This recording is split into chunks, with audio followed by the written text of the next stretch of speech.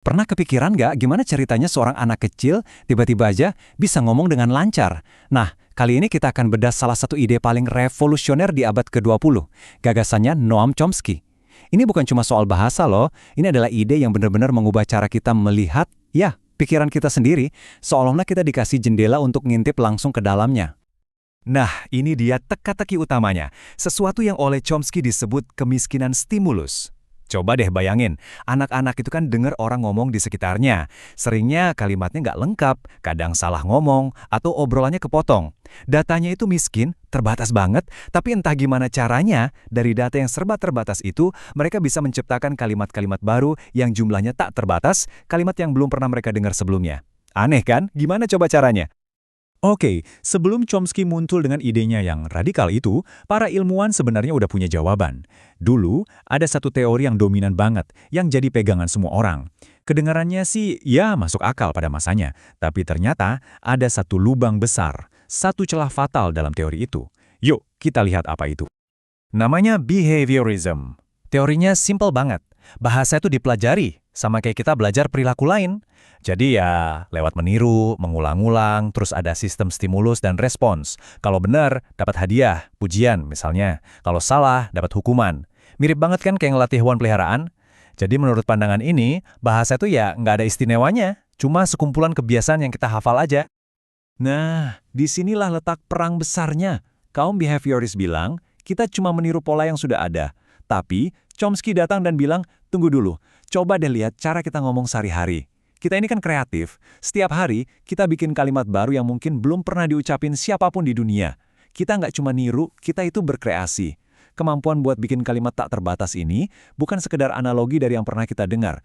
Ini bukti adanya sebuah, ya sebut saja mesin di kepala kita. Sebuah sistem generatif yang terus-menerus memproduksi bahasa. Dan ini dia poin kuncinya. Chomsky bilang bahasa itu bebas dari kendali rangsangan. Maksudnya apa? Gini. Kita bisa ngomongin apa aja, kapan aja. Kita bisa cerita soal liburan tahun lalu, ngerencanain masa depan, atau bahkan ngomongin unicorn, sesuatu yang nggak ada di depan mata kita.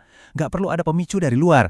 Nah, kebebasan inilah yang jadi pukulan telak buat teori stimulus respons. Kalau bahasa butuh stimulus, gimana kita bisa ngomongin hal-hal yang imajiner? Nggak bisa dijelasin kan? Oke, jadi kalau bahasa itu bukan sekedar kebiasaan yang dipelajari, terus apa dong? Nah, disinilah Chomsky datang dengan sebuah jawaban, sebuah solusi yang, benar-benar radikal dan mengubah total cara kita berpikir soal ini. Ini dia gagasan intinya. Menurut Chomsky, bahasa itu bukan sesuatu yang kita pelajari dari nol. Bukan, bahasa itu tumbuh di dalam pikiran kita. Betul, tumbuh, sama seperti organ biologis lainnya.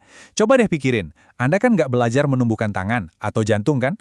Organ-organ itu tumbuh sendiri, ngikutin cetak biru genetik. Nah, bahasa juga gitu. Potensinya udah ada di dalam gen kita, tinggal butuh dipicu oleh lingkungan sekitar supaya bisa berkembang. Dan cetak biru genetik ini punya nama tata bahasa universal, atau universal grammar. Ini dia jantung dari teorinya Chomsky. Anggap aja ini kayak sistem operasi atau OS bawaan yang udah terinstal di otak setiap bayi yang lahir. OS ini nggak berisi bahasa Indonesia atau bahasa Inggris secara spesifik, nggak. Tapi OS ini berisi prinsip-prinsip dasar, aturan-aturan universal yang berlaku buat semua bahasa di dunia. Jadi tugas si anak tinggal mengisi OS ini dengan bahasa apapun yang dia dengar di sekitarnya. Dan yang kerennya, ide ini tuh ternyata nggak sepenuhnya baru loh. Chomsky sebenarnya membangkitkan lagi pemikiran yang udah ada dari berabad-abad lalu, dari para filsuf rasionalis. Mereka udah lama percaya kalau pikiran manusia itu lahir bukan kayak kanvas kosong yang nunggu diisi. Enggak. Menurut mereka, pikiran kita itu lahir dengan struktur bawaan. Nah, Chomsky memberikan bukti linguistik untuk ide filosofis yang tua ini. Oke. Kita udah sepakat kalau bahasa itu kayak organ yang tumbuh. Tapi persisnya gimana sih cara kerja organ ini? Nah, disinilah Chomsky menawarkan sebuah penjelasan yang menurut saya sangat elegan. Ada mekanisme dua level di baliknya. Coba deh perhatiin dua kalimat ini. Kalau kita lihat sekilas, kelihatannya mirip banget ya. Kalimat A, John yakin bahwa Bill akan pergi. Kalimat B, John pasti akan pergi. Kata-katanya mirip, strukturnya kelihatan serupa. Tapi coba direnungkan sebentar. Apakah maknanya benar-benar sama? Yuk kita bedah bareng-barang. Coba kita lihat kalimat A. John yakin bahwa Bill akan pergi. Di sini, siapa yang merasa yakin? Jelas, John. John lah subjek yang punya keyakinan. Nah sekarang, lihat kalimat B. John pasti akan pergi. Di sini, siapa yang pasti? bukan John yang merasa pasti, tapi seluruh kejadian John pergilah yang statusnya pasti. Beda banget kan? Meskipun di permukaan mirip, di level makna keduanya sangat berbeda. Hebatnya, otak kita langsung bisa membedakan ini tanpa perlu mikir. Nah, fenomena inilah yang membawa kita ke konsep kuncinya. Yaitu perbedaan antara struktur dalam dan struktur permukaan. Gampangnya gini, struktur dalam itu adalah makna abstrak yang ada di kepala kita, ide intinya. Sementara struktur permukaan itu adalah susunan kata-kata yang beneran keluar dari mulut kita, yang kita dengar. Nah, otak kita secara otomatis melakukan serangkaian transformasi untuk mengubah makna di struktur dalam tadi menjadi kalimat yang bisa kita ucapkan di struktur permukaan. Oke, kita udah ngomongin soal tata bahasa, struktur dalam, struktur permukaan. Mungkin ada yang bertanya, terus kenapa? Kenapa ini penting banget di luar obrolan para ahli bahasa?